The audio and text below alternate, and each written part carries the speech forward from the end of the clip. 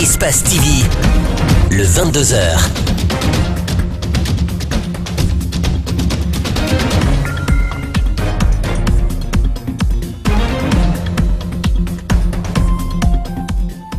Mesdames et messieurs, vous faites bien de nous préférer sur Espace TV, les 22h. Bienvenue à toutes et à tous. Le chef comptable de l'hôpital Jean-Paul II suspendu par le ministère de l'Action sociale, une décision qui fait suite au scandale de mise en location pour des loisirs d'une salle dans l'enceinte de cet établissement sanitaire. On en parle dans un court instant. Les avocats du syndicaliste Sidiki Mara ne désarment pas, ils continuent de réclamer la libération de leurs clients. Le gouvernorat de la ville de Conakry s'active pour consacrer le dernier samedi de chaque mois à l'assainissement, une action en conformité avec la décision prise par le gouvernement Kasserine. Le feuilleton Jean-Paul II se poursuit avec des contradictions houleuses entre les membres de la direction de cette structure sanitaire qui a abrité une cérémonie de mariage et cela a suscité, vous le savez, l'émoi au sein de l'opinion publique nationale. Les uns et les autres se rejettent la responsabilité. Vous allez le voir dans la gestion même d'un montant de 500 000 francs qui aurait servi à la location de la salle où s'est tenue la fête. Nous vous proposons ce grand reportage de la rédaction réalisée par Makiso Abakadine Kamara. Tout a basculé au moment où les images qui montrent la fête ont circulé sur les réseaux sociaux. Nous commençons par l'agent comptable qui aurait perçu un montant de 500 000 francs guinéens pour les frais de location de la salle. Il y a un ami du DGA qui est venu me voir de la part de mon directeur adjoint de lui trouver une salle ici. Il a une rencontre. Moi, je lui ai dit, ok, il n'y a pas de problème. Ma salle est payante. Donc, on a chahuté. Il dit qu'il reviendra après. 2 jours après, il est revenu. Il dit qu'il préfère faire sa rencontre à Jean-Paul II. Donc, moi, je l'ai tiré une quittance de 500 000 pour la salle. Choquée par les réponses fournies, la directrice de l'hôpital prend la parole et précise. Si je vous dis depuis 2012, moi, jusqu'à maintenant, il n'y a pas eu comment dirais-je, il n'y a pas eu de mariage ici. Si c'est des séminaires au moment d'Ebola, il y avait des partenaires qui venaient louer nos salles, ils faisaient les séminaires là, d'accord, mais pas un mariage. Et même les 500 000 qu'ils ont payés, l'argent est où? L'argent n'est pas rentré dans notre caisse. Donc, on ne peut pas me dire des... C'est pour ça que j'ai dit d'arrêter. Moi, ici, je veux la vérité. Et ça m'a choqué qu'on organise ça dans mon dos et que personne ne m'a informé. Le DG a dit que lui, il pensait que vous l'allez m'informer. Mais moi, je dis, toi, tu es mon adjoint direct. Tu peux m'appeler. Tu peux m'appeler pour me dire, ah, il y a un ami qui est venu me dire, mais je l'ai envoyé vers l'agent comptable pour qu'il vous en parle. Tu ne m'as jamais dit. Place à présent au témoignage du directeur général adjoint qui tente à tout prix de dégager sa responsabilité. Le monsieur, quand il m'a dit que ses frères ont l'habitude d'organiser leur mariage à Jean-Paul II, je l'ai répété. Je suis à Jean-Paul II, ça fait 4 ans. J'étais à Fria. Je dis, ça fait 4 ans. Je n'ai pas assisté à un mariage, je n'ai pas vu célébrer un mariage. Et dit à mon ami, tu ne veux pas qu'on célèbre mon mariage. C'est ainsi, je dis, va rencontrer l'agent comptable. Il est là-bas depuis 2008. Moi, je n'ai fait que 4 ans, 2008. Peut-être lui, et tu le rencontres, tu vas, il te montre à madame la directrice, si vous tombez d'accord. C'est ça que je pouvais faire. Au même moment, c'est la ministre de l'Action sociale, de la promotion féminine et de l'enfance qui fait son entrée. Et elle promet des sanctions. Restons dans les couloirs de l'hôpital Jean-Paul II pour dire que la ministre de l'Action sociale a effectué un déplacement sur place pour s'entretenir avec la direction afin de prendre des mesures disciplinaires contre les auteurs de cet acte. Elle est au micro de Makiso et d'Abakadine Kamara. J'ai demandé à ce que l'auteur, celui qui a demandé qu'on lui remette 500 000 francs pour organiser un mariage ici, de le suspendre immédiatement et cela est fait. Deuxième mesure, je viens de faire diffuser un communiqué sur les réseaux sociaux pour exprimer le regret du ministère de l'Action sociale, qui est le ministère chargé de la promotion et de la protection des couches vulnérables, mais également qui est le ministère chargé de la solidarité. C'est regrettable et nous ne pouvons pas concevoir cela. Jean-Paul II n'a pas été construit pour célébrer de tels événements, mais c'est pour éduquer, mais également soigner ceux qui en ont besoin, mais également s'occuper des personnes âgées. Donc je suis mal en point et d'autres mesures vont tomber. Je voudrais saisir cette occasion pour exprimer, d'abord, demander pardon aux malades qui ont été choqués, présenter toutes nos excuses à l'opinion nationale et ceux qui sont avec nous, internationaux, parce que c'est sur les sites et on en parle, c'est les médias qui en parlent. Toutes nos excuses. Sur un tout autre plan, les avocats du syndicaliste Aboubacar Sidiki Mara étaient en réunion de concertation ce mardi pour demander la libération du jeune syndicaliste. Après moult démarches menées, les avocats accusent désormais le procureur général qui aurait refusé de mettre en exécution l'arrêt de mise en liberté provisoire du jeune syndicaliste. Mohamed Valek Touré, Al-Seni Kamara pour le détail. Après plus d'un mois de détention, le syndicaliste Aboubacar Sidiki Mara n'est toujours pas fixé sur son sort. Au cours d'une conférence de presse ce mardi, les avocats se sont prononcés sur les nouvelles démarches qu'ils vont désormais entreprendre pour la remise en liberté de leurs clients. Même si M. Mara était reconnu aujourd'hui coupable des faits qui lui sont reprochés, entre-temps, avant que cette décision n'intervienne, il ne devrait pas être en prison. C'est seulement lorsqu'une décision de condamnation définitive a été rendue qu'il devrait aller en prison. Mais avant, non. Arrêté le 6 mai dernier, le syndicaliste, toujours en prison, est accusé par les autorités préfectorales de Boké de troubles à l'ordre public et d'incitation à la révolte. Ses avocats pointent du doigt le procureur général qui, selon eux, refuse de mettre en exécution l'arrêt des juges. Je pense que ce sont des propos qui sont de nature à réfréner l'ardeur des syndicalistes dans leur combat pour l'amélioration quotidienne des conditions de travail de leurs collègues. Je pense qu'il faut beaucoup faire attention. Nous devons être très vigilants, nous les citoyens. Cette arrestation est intervenue dans des formes très irrégulières qui ont violé toutes les règles de procédure et perpétrée par des hommes n'ayant aucun titre, aucun droit et ordonnée par quelqu'un qui n'avait même pas la qualité. Je voulais parler du chef de l'État qui nous surprend.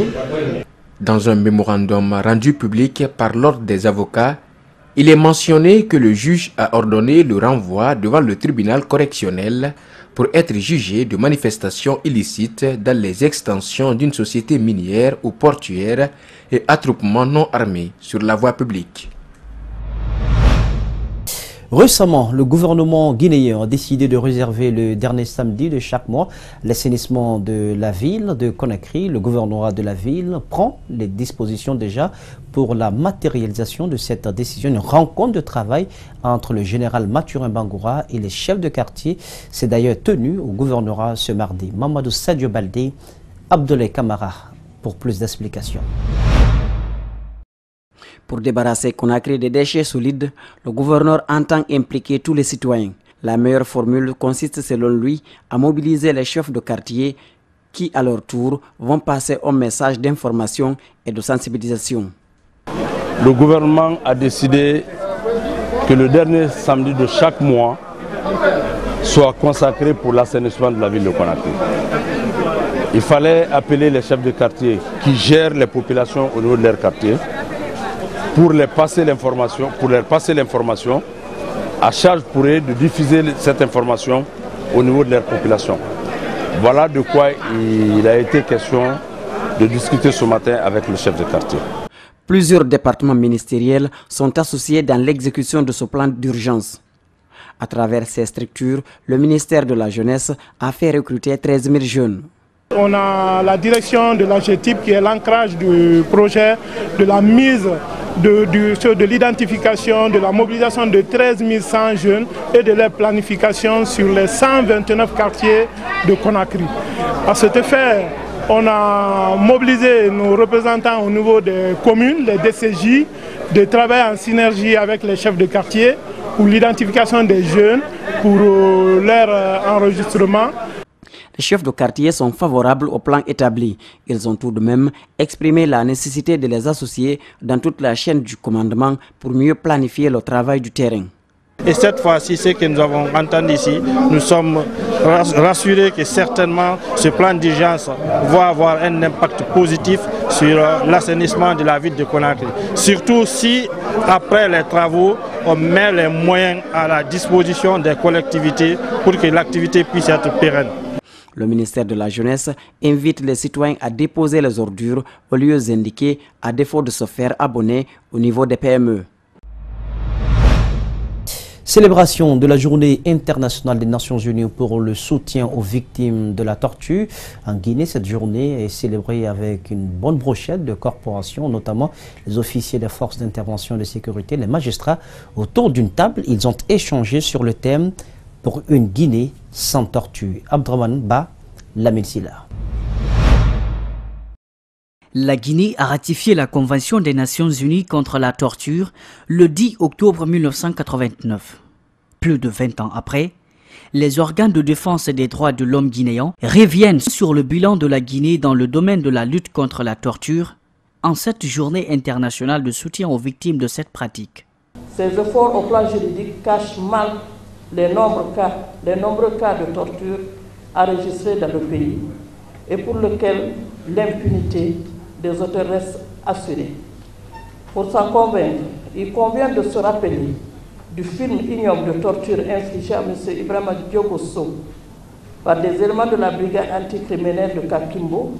En Guinée, la torture est toujours une triste réalité, ce malgré la punition de cette pratique dans le nouveau code pénal, promulgué le 26 octobre 2016 en son article 232.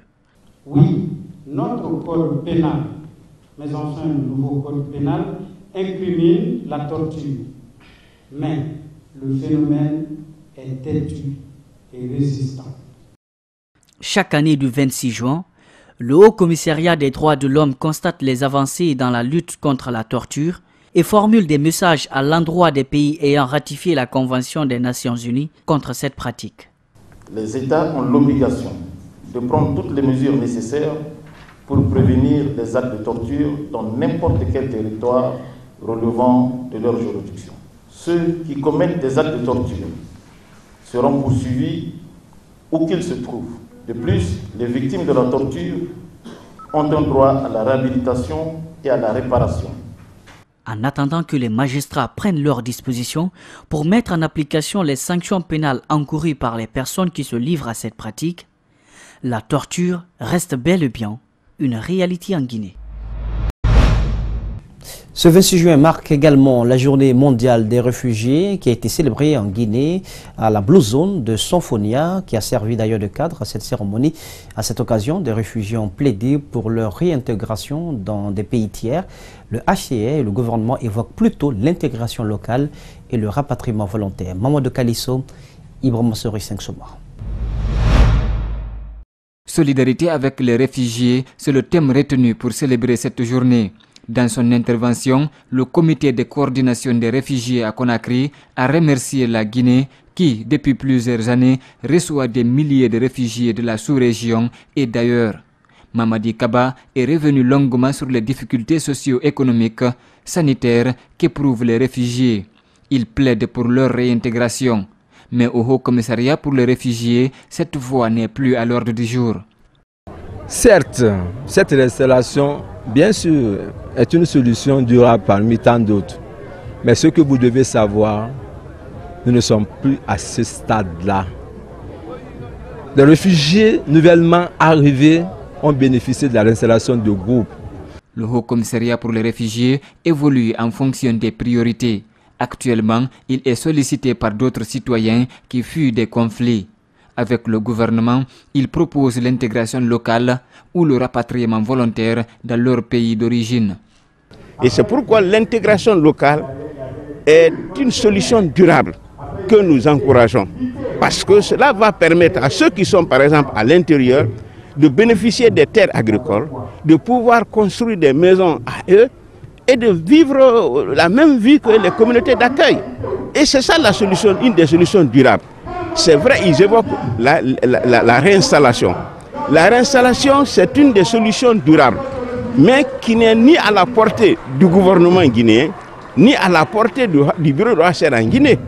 Le comité de coordination des réfugiés à Conakry affirme que ceux qui ont tenté l'intégration locale en Guinée ont échoué.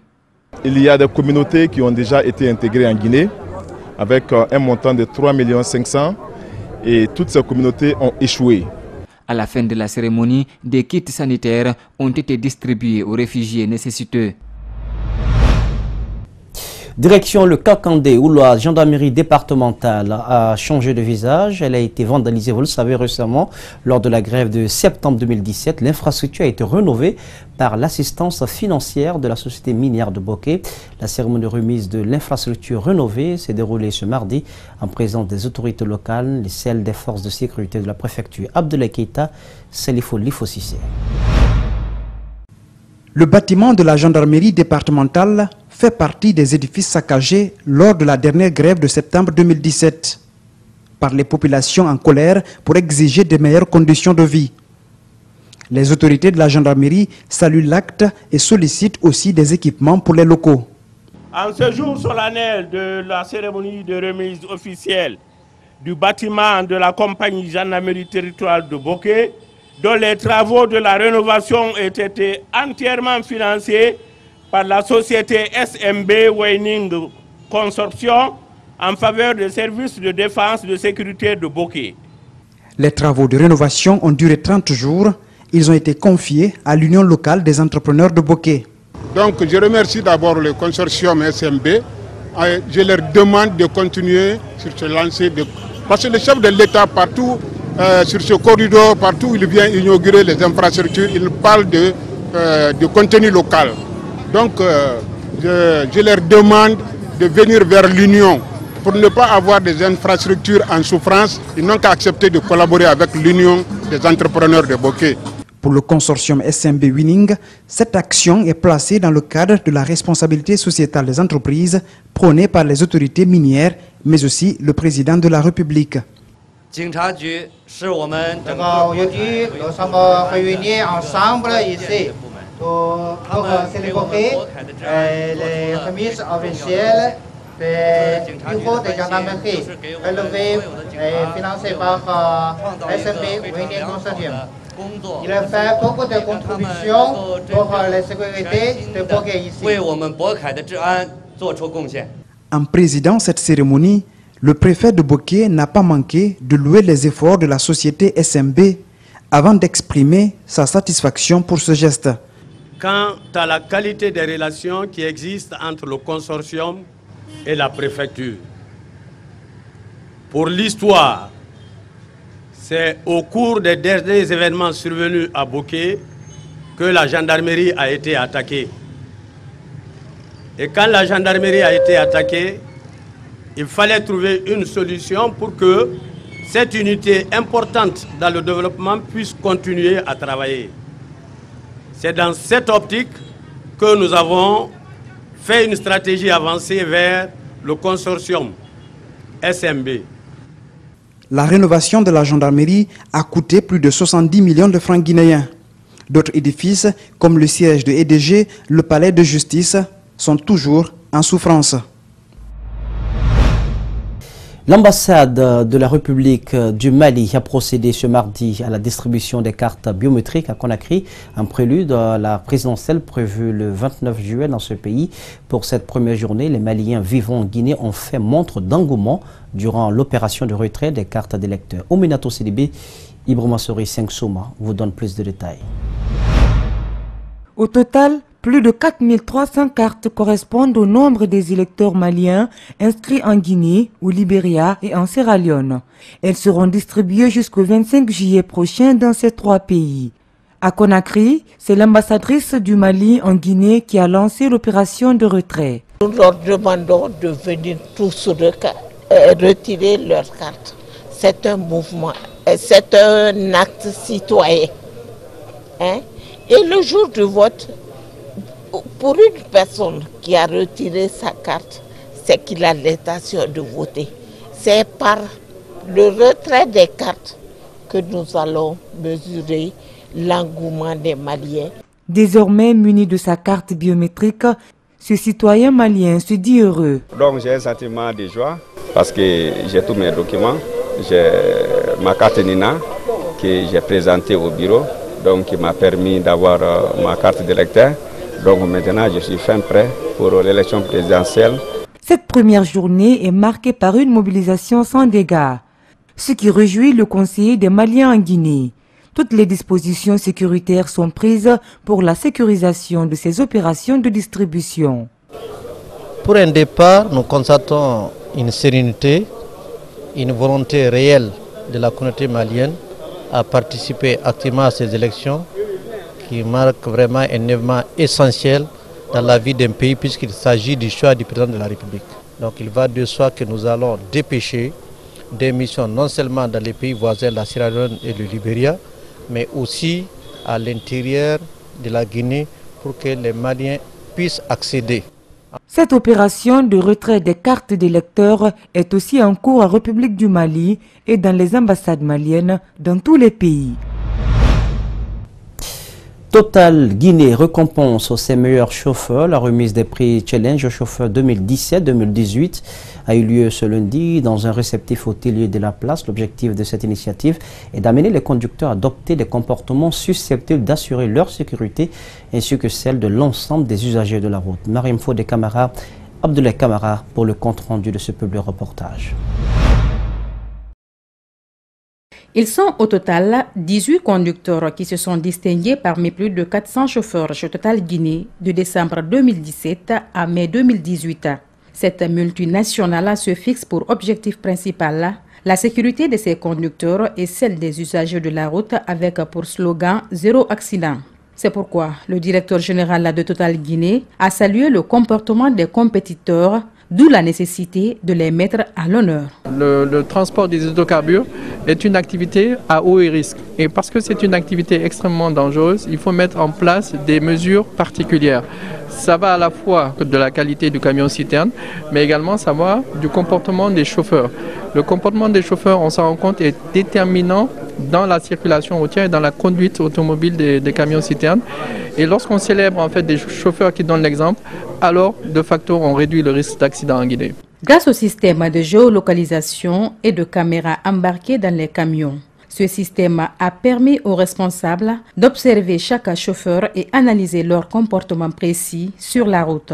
En fait, ces chauffeurs n'ont pas été choisis par hasard. Ils ont été choisis tout simplement sur la base d'une notation en termes de comportement sur la route, du respect de la vitesse, de l'absence de conduite de nuit, de l'absence de freinage excessif, etc. Il y a donc des critères qui sont bien déterminés. On a fait un classement et on a ressorti les 3 meilleurs chauffeurs par mois depuis le mois de décembre dernier. Les challengers ont reçu un diplôme, des primes allant de 1 million à 2 500 000 francs guinéens et des gadgets. Alpha Amadou Diallo est meilleur chauffeur du mois à 3 reprises. Il justifie son secret par le respect des consignes reçues. Je suis très content de cette prix. Je pense que je l'ai mérité aussi. Mon secret est simple. En conduisant, j'anticipe toujours. Voilà. Et quand je me sens fatigué aussi, je me repose. Chaque mois, 3 meilleurs chauffeurs sont récompensés depuis plusieurs années par Total Guinée. Après la basse, la moyenne et la haute Guinée, la promotion Shell Extra Challenge de Vivo Énergie s'est poursuivie lundi dernier à Zérekoré dans les 2 stations Shell de la commune urbaine. Les propriétaires d'engins se sont succédés dans l'espoir de profiter de cette opération marketing de Vivo Énergie Guinée. Idrissa Bari est notre envoyé spécial. Dans la région forestière, c'est à Kissidougou que la promo Shell Extra Challenge a démarré. Dans cette station, ils étaient plusieurs clients à bénéficier des avantages du Happy Hour. De là, direction un peu plus au sud. En arrivant dans la commune urbaine de Nzérékoré, c'est dans la station Shell de Boma que l'équipe Vivo Énergie a entamé son animation. Durant le Happy Hour, Tous les clients qui sont passés acheter du carburant ont bénéficié de cadeaux, notamment des cartes Liberta de 100 000 francs guinéens. Et je suis content, je suis très content. Je suis très content d'avoir ça. Parce que je suis libre maintenant, la carte de Liberta là, moi, le fait que moi j'ai trouvé ça, je suis content. Parce que je suis libre maintenant, là où je vais partir maintenant pour accéder les choses, je suis content. Shell est en train de faire une situation qui est en train vraiment de nous satisfaire. Alors parce que actuellement, compte tenu de la conjoncture des gens, si toutefois ils font des promos comme ça, vraiment c'est encourageant, c'est bon. Les autres clients, c'est de venir vers Shell pour s'approvisionner en carburant. Vraiment, Shell, c'est bien. La seconde étape du Happy Hour, la station de Ona, située en face de la gare routière de Zali. Les usagers ont pris d'assaut les lieux au point de former une longue file d'attente. Cette initiative est bien appréciée des propriétaires des stations Shell qui trouvent dans cette campagne un engouement pour attirer plus de clients. Ce que j'appelle sa stratégie, cela va pousser nos clients encore à venir davantage et payer, continuer à payer. Parce qu'ils savent qu'ils vont s'attendre à quelque chose.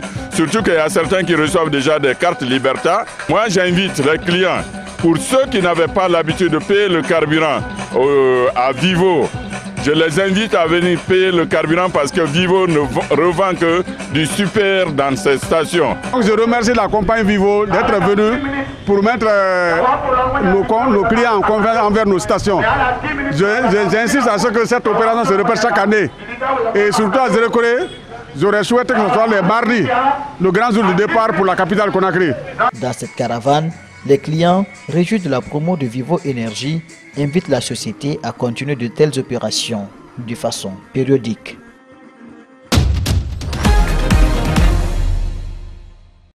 L'actualité dans le reste du monde, une délégation gouvernementale érythréenne arrive à Addis Abeba pour une visite historique destinée à mettre un point final à la guerre et à la décennie d'hostilité entre les deux voisins de la Corne de l'Afrique. Depuis quelques années déjà, les vergers français font face à l'invasion d'une mouche asiatique dévastatrice pour des récoltes de cerises. Cette année, conjuguée à de fortes pluies, la drosophile Suzuki fait des ravages dans les récoltes, notamment dans le Lot et Garonne. Comme tous les matins, Frédéric fait le tour de son verger de cerisiers. À chaque inspection, c'est le même constat, ces cerises sont infestées. À première vue, certaines grappes semblent parfaites, mais à y regarder de plus près, on aperçoit des petites traces de piqûres, celles d'une mouche asiatique, la drosophile Suzuki. Elle ponce l'œuf à travers la peau de la cerise, ensuite le ver se développe à l'intérieur et la cerise devient toute molle, toute flasque et le jus coule très facilement. Bon, c'est des cerises qui sont impropres à la vente, elles sont immangeables. Mesurant moins de 4 mm, cette mouche microscopique fait des ravages dans les vergers français. Apparue dans l'Hexagone en 2010, elle a colonisé tous les pays d'Europe occidentale, s'attaquant aux fruits colorés à maturité comme les cerises, les fraises ou encore les abricots. La météo humide des derniers mois a favorisé sa prolifération. En 2 ou 3 jours, la totalité de la récolte peut être perdue. Ça va à une vitesse dingue. Et il n'y a pas grand-chose, il y a quelques moyens de lutte, mais pas 100% efficace. Disons que là j'ai perdu la totalité de la fin de la récolte. Oui. Car cette Suzuki n'a pas de prédateur naturel connu en Europe, comme c'est le cas en Asie. Un insecticide puissant, le diméthoate, avait de bons résultats contre ce nuisible, mais il a été interdit en 2016. Les autres ne sont pas efficaces à 100%. À la coopérative où Frédéric envoie sa production, comme une vingtaine d'autres producteurs du Lot-et-Garonne, le constat est alarmant, le volume de cerises commercialisées est en chute libre. Cette année, nous avons perdu à peu près 50% de nos volumes par rapport à une année normale. Voilà, donc on a plus de tri, on a plus de personnel. Le coût de main-d'œuvre est estimé à plus de 20% cette année par rapport à une année normale. Voilà, donc on a perdu non seulement du tonnage, mais on perd aussi du temps. Confrontés à ces surcoûts de production et impuissants à endiguer la progression de la mouche Suzuki, certains producteurs ont décidé de jeter l'éponge et d'arracher leurs pieds de cerisier. Les autres en appellent au pouvoir public pour les aider à trouver une solution rapidement. Si rien n'est fait, certains craignent que la cerise française disparaisse quasiment des étals d'ici 5 ans. Et puis le principal rival du président turc Recep Tayyip Erdogan aux élections en Turquie annonce qu'il accepte sa défaite et exhorte le chef de l'État à être le président de tous les Turcs.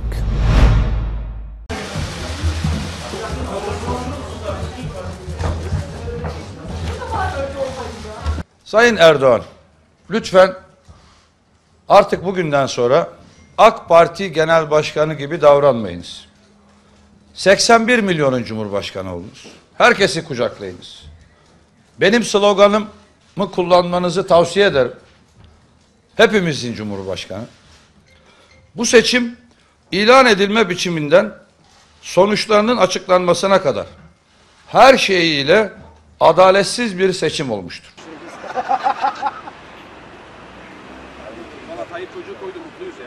Ve sonu da harika olarak bitti. Yani ülkem için, vatanım için, milletim için gerekli olan en güzel şey oldu. Olması gereken oldu. İstikrar devam etti. Reis devam etti. Ülke daha güzel günlere gidecek. Ama hani eğer zaten bu diktatörlük kazanıyorsa zaten niye seçim yapıyoruz? Boşu boşuna hiç paramızla pulumuzla gitmesin yani. Boşu boşuna umutlanmayalım. Böyle gitsin. Hani bekleyelim. C'est donc cet élément sur la Turquie qui met fin à cette édition d'information. Au cadrage pour vous, Amara Alexis a été présent. La régie Lamine Sidibé, le tour sous la surveillance technique d'Ali Kabé de Francisco l'info.